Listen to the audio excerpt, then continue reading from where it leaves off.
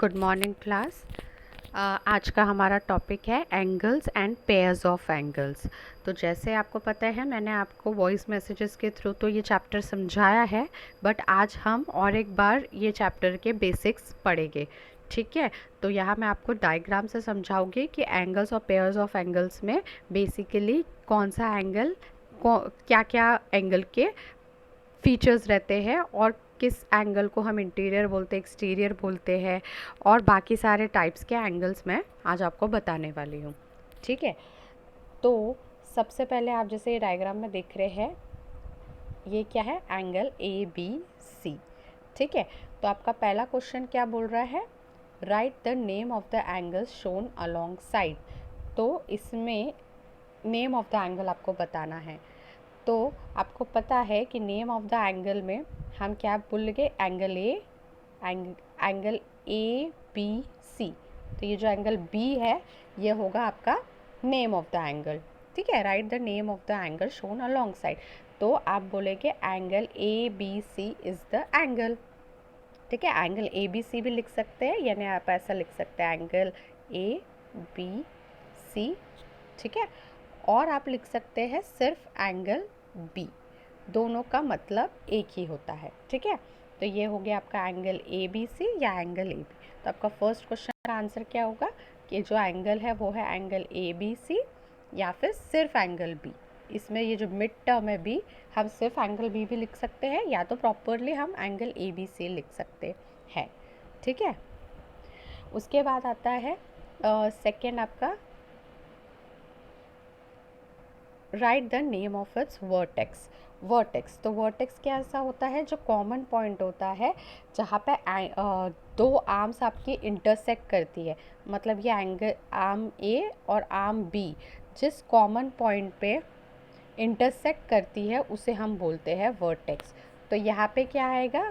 जो बी है ये होगा आपका वर्टेक्स। ठीक है, ये आपका बी होगा वर्टेक्स। ठीक है, कोई डाउट?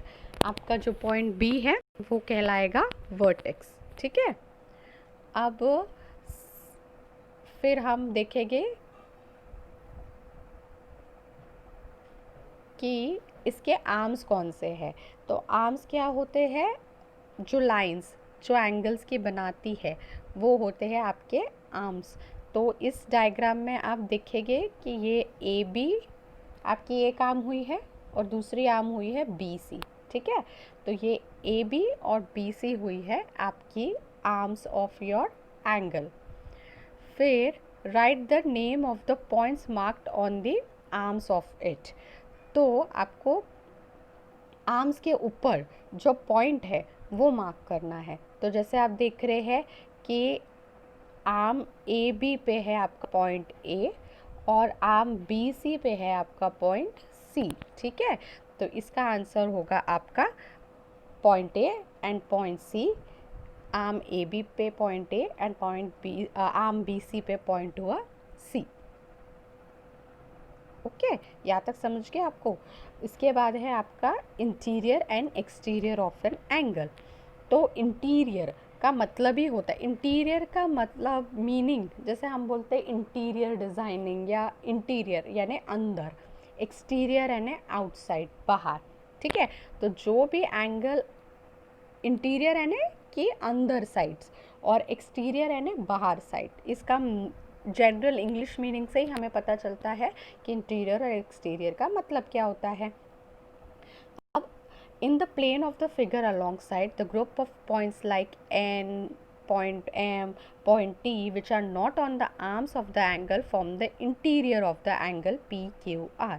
इसमें क्या बोला गया है कि आप जैसे देख रहे हैं कि एक एंगल है PQR, राइट? यहाँ पे देखिए angle P, angle Q, angle R। ठीक है, ये हुआ आपका एक angle, angle P, angle Q और एंगल R। अब इसके अंदर के पार्ट में जो भी है वो हुए इंटीरियर। ठीक है, फॉर्म द इंटीरियर। ये जो आपका अंदर का पार्ट है उसे हम कहेंगे इंटीरियर। मतलब point N, point M, point O, point T, ये सब क्या हुए? इंटीरियर ऑफ द एंगल के में पॉइंट्स हुए हैं। ठीक है, फिर the group of the points in the plane of the angle like point G, point D, point E, which are neither on the arms of the angle nor in its interior from the exterior of the angle. अब यहाँ पे हमें जैसे दिख रहा है इस diagram में G, D, S और E, ये क्या है, अंदर नहीं है ना ही आर्म्स के ऊपर है, तो इसे क्या कहेंगे हम, एक्सटीरियर ऑफ द एंगल। तो हम मार्क करेंगे अगर, तो देखेंगे जी डी और एस ई, जो कि इस एंगल के बाहर है, वो हो जाएगा आपका points exterior from the angle. तो point G, point D, point E, point S, ये सारे एक्सटीरियर है एंगल के, ठीक है। तो interior and exterior of an angle समझा, ये जो एंगल के अंदर का पार्ट होता है वो बोलते हैं इंटीरियर, जो एंगल का बाहर का पार्ट होता है उसे कहते हैं एक्सटीरियर। अब हम आते हैं एडजेसेंट एंगल्स। एडजेसेंट यानी क्या, नेबरिंग, आजू बाजू। इन जनरल हम कहेंगे आजू बाजू वाले एंगल या नेबरिंग एंगल्स, उसे बोलते हैं एडजेसेंट, एकदम लग कर एक दूसरे को। Look at the angles in the figure alongside. The ray MQ is a common arm of the angle BMQ and angle QMD. While M is their common vertex, the interior of these angles do not have a single common point. They may be said to be neighboring angles. Such angles are called adjacent angles. अब इसी diagram में आप जब देखोगे तो पता चलेगा BMQ और BQMD, ठीक है। BMQ और QMD जो है आपका, पहले तो बड़ा एंगल क्या है, BMD, और उसके अंदर आपके जो छोटे दो एंगल्स बन रहे हैं, ये BMQ और दूसरा है QMD, ये जो छोटे एंगल्स बन रहे हैं ये हो जाएंगे आपके एडजेसेंट एंगल। ये एडजेसेंट एंगल क्यों हो गए, क्योंकि यहाँ पे आपकी कॉमन लाइन आ रही है MQ, ठीक है। कॉमन लाइन आ रही है, जो कि आर्म होगा आपका, कॉमन आर्म वो है MQ, और एक कॉमन वर्टेक्स है M, तो वो होगा एडजेसेंट एंगल्स, ठीक है। तो ये हो गया आपका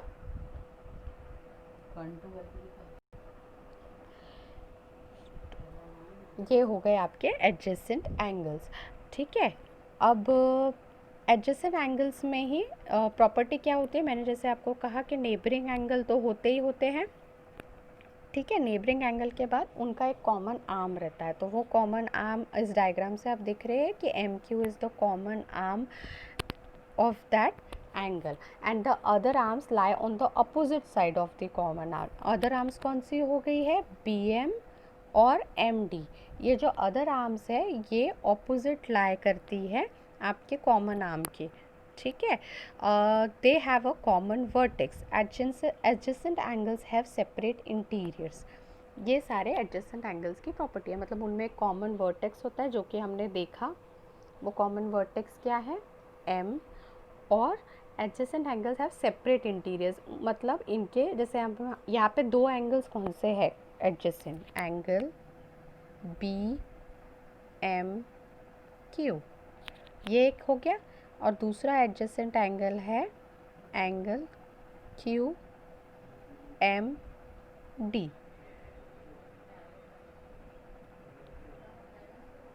वो होगा आपका एंगल BMQ और एंगल QMD, ये दो है आपके एडजेसेंट एंगल्स, ठीक है। और इन दोनों के जो इंटीरियर्स है, इंटीरियर्स क्या है, ये जो इंटीरियर्स है ये दोनों के अलग अलग है, ठीक है।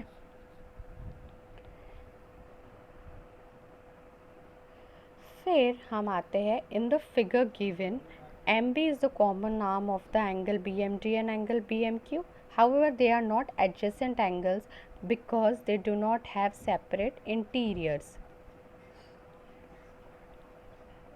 Angle BMD और एंगल BMQ, यहाँ पे क्या बोला है कि in the given figure MB जो है आपका, MB वो है कॉमन आर्म, ठीक है। MB क्या है, इज़ द कॉमन आर्म, कौन से एंगल्स की कॉमन आर्म है MB, angle B M D और एंगल बी एम क्यू की।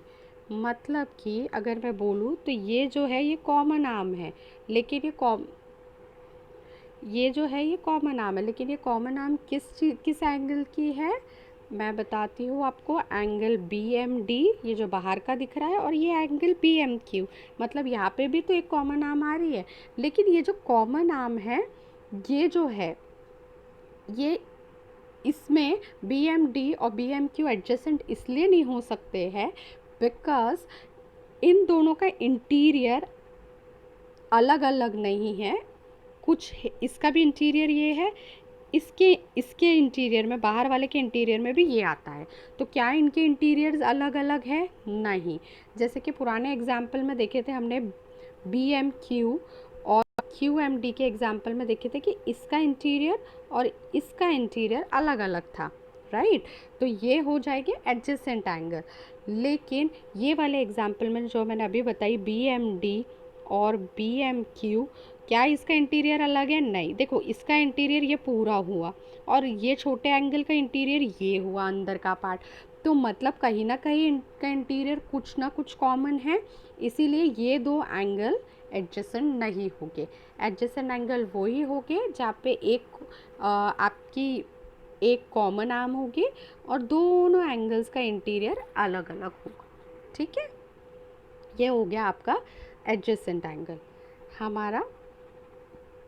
अब हम जाते हैं हमारे नेक्स्ट इसमें।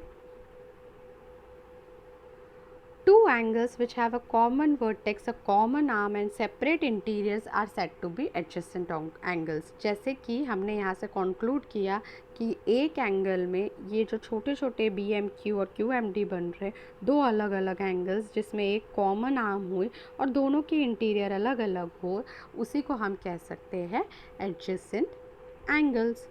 ठीक है, तो चलो हम अब एक्सरसाइज प्रैक्टिस सेट 15 करते हैं।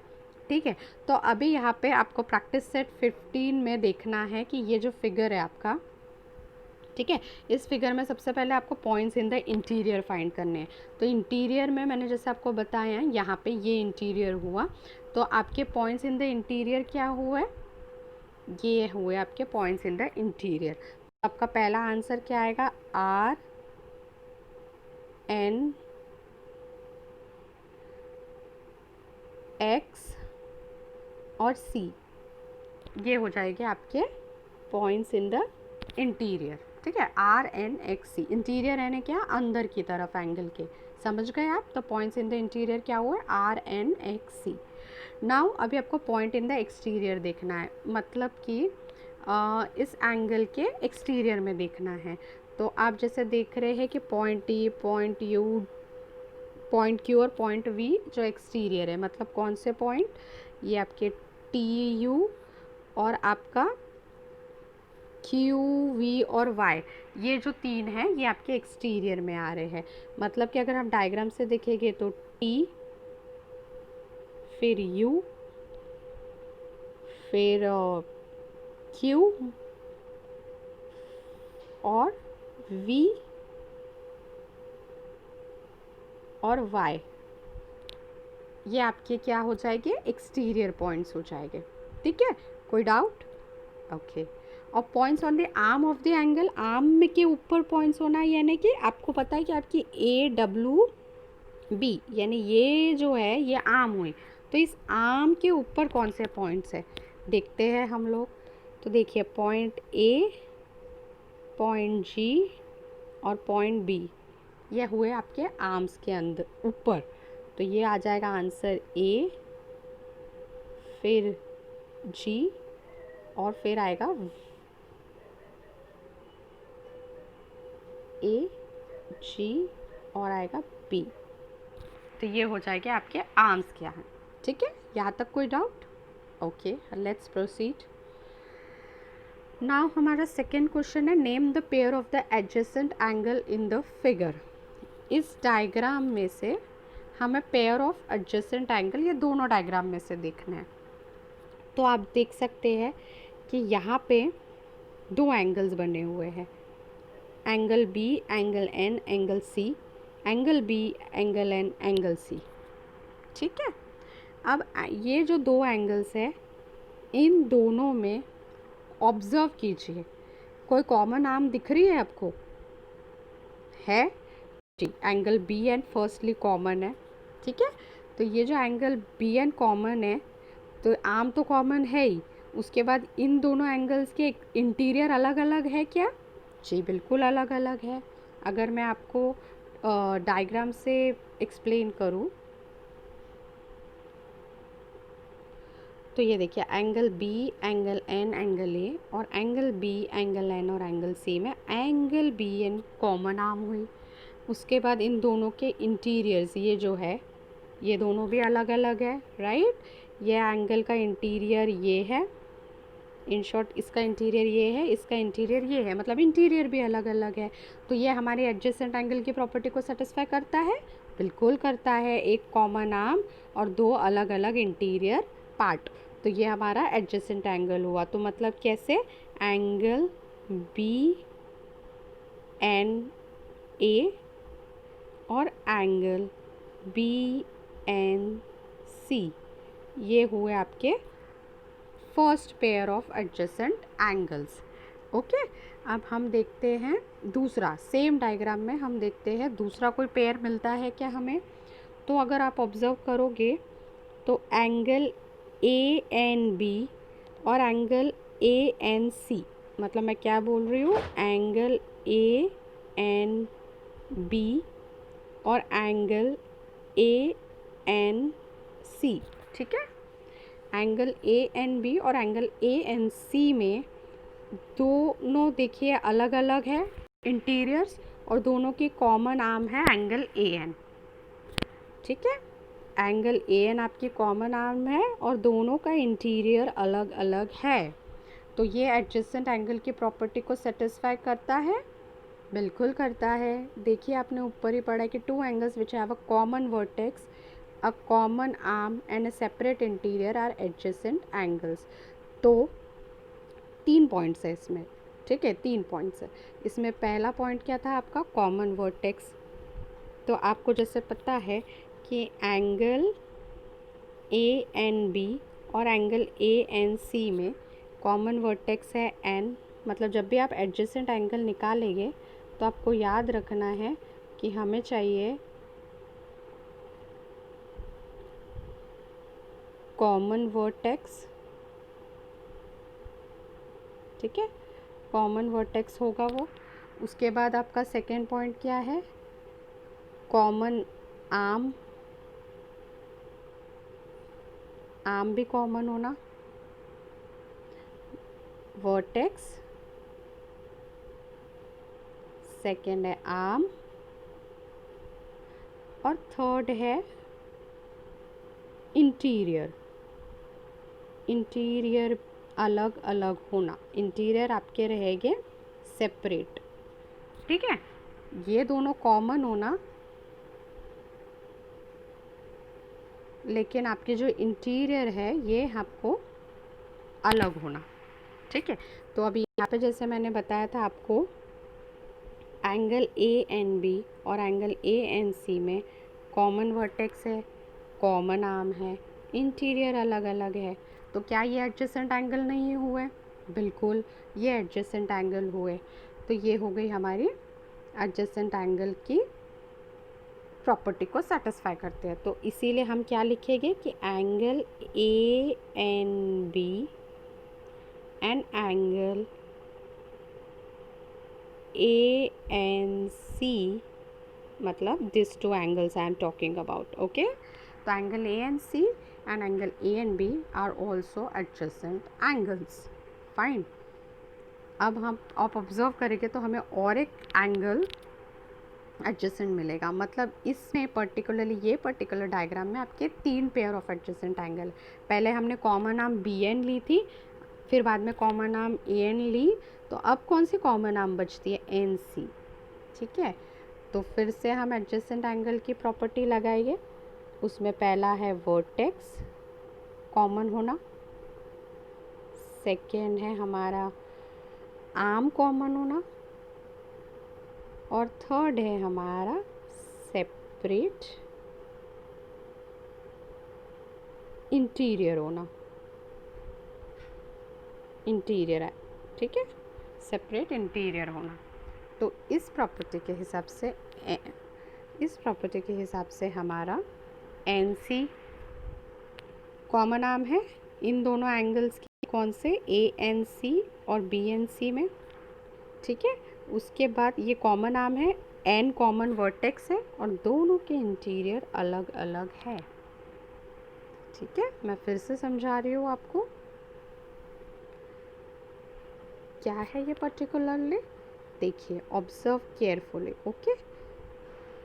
आपका वर्टेक्स एक एन कॉमन है, आपका आर्म एन सी कॉमन है और आपके ये दोनों इंटीरियर एंगल भी कॉमन नहीं है, सेपरेट है, ओके। आपके इंटीरियर के पार्ट सेपरेट होना, जब भी आप एडजेसेंट की प्रॉपर्टी देखते हैं तो उस हिसाब से हम यहाँ पे भी लिखेंगे कि एंगल बी एन सी और angle A N C are the adjacent angle. इन दो एंगल्स की बात कर रही हूँ मैं, ठीक है। तो अभी अगर हम आंसर लिखने जाएंगे तो हमें 3 आंसर्स मिलेंगे। पहला है एंगल बी एन ए और एंगल बी एन ए और एंगल ए एन सी, ये एडजेसेंट हो गए। उसके बाद सेकेंड हो रहे हैं हमारे एंगल बी एन ए और एंगल बी एन सी, वो एडजेसेंट हो गए। थर्ड है हमारे एंगल ए एन सी और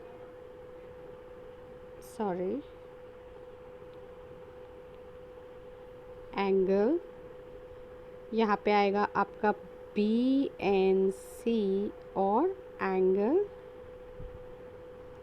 ए एन सी, ठीक है। तो ये भी कॉमन हो गए, समझ में आ रहा है।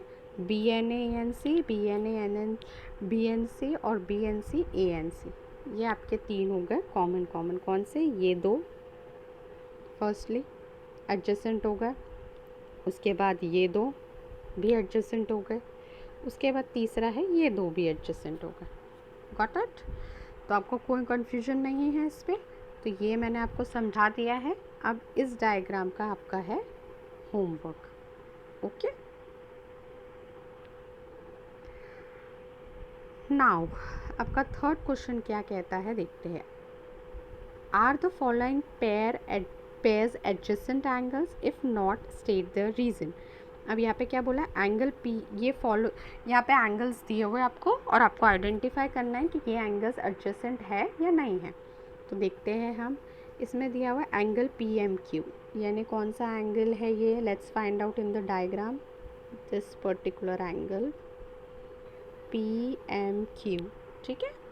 And angle R M Q, where is R, this is the R M Q, ठीक है। तो इनका कहने का मतलब है कि पी एम क्यू और R M Q adjacent angle है क्या। तो हम क्लियरली देखते हैं, ये हो गया पी एम क्यू और ये हो गया आर एम क्यू, क्या ये एडजेसेंट एंगल्स है, ठीक है। पी एम क्यू और R M Q, yes they are adjacent angles. Why? Because they have a common vertex, they have a common arm named QM and they have a different interiors. Fine. फिर से बता रही हूँ मैं आपको, इसका जो इंटीरियर है ये है, PMQ का इंटीरियर ये है, मतलब कॉमन नहीं, इनकी आर्म्स कॉमन है और इनका वर्टेक्स भी कॉमन है। तो पहला हमारा है एडजेसेंट एंगल्स है। Let's find out the second one. What is the second one? RMQ and SMR. Where is RMQ? This is RMQ. And where is SMR? This is SMR, right? So RMQ is this one and this is SMR. So are they adjacent angles? No, they have a common vertex. they do have a common arm, but do they have a common interiors? Sorry, do they have a separate interiors? Observe it carefully. मैं फिर से बता रही हूँ, RMS और RMQ में आपके interior separate है या कॉमन है? कॉमन है, जबकि हमें एडजेसेंट एंगल में सेपरेट इंटीरियर्स चाहिए, separate interiors, which is a very important part.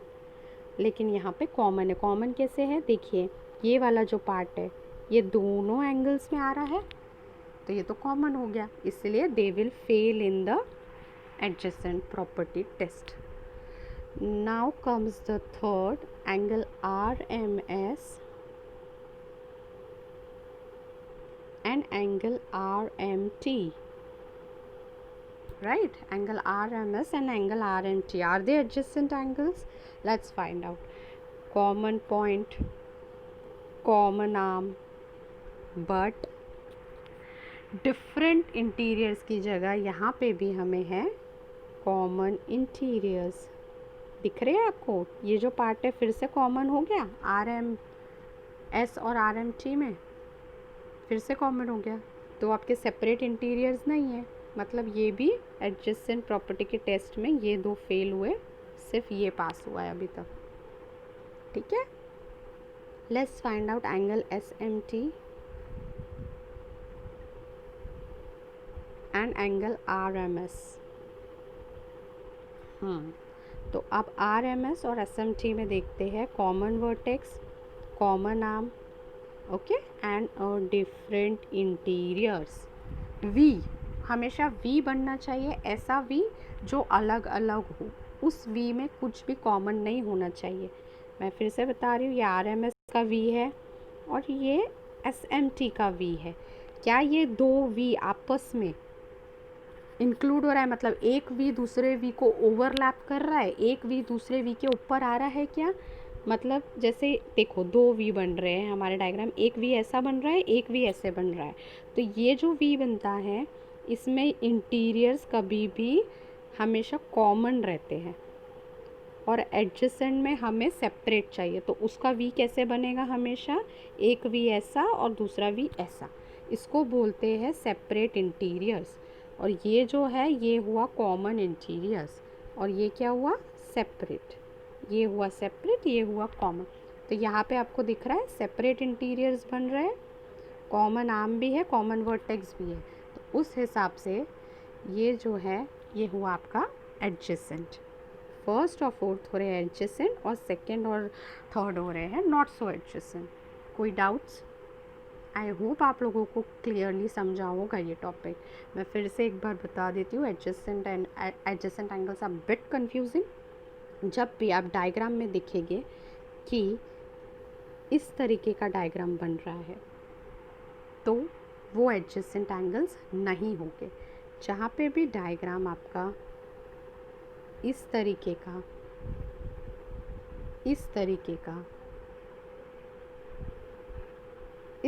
का बन रहा है तो वो हो गए आपके एडजेसेंट एंगल. इस तरीके के डायग्राम्स को हम एडजेसेंट एंगल नहीं कहेंगे क्योंकि इनके इंटीरियर्स हो रहे हैं कॉमन. Okay class, fine.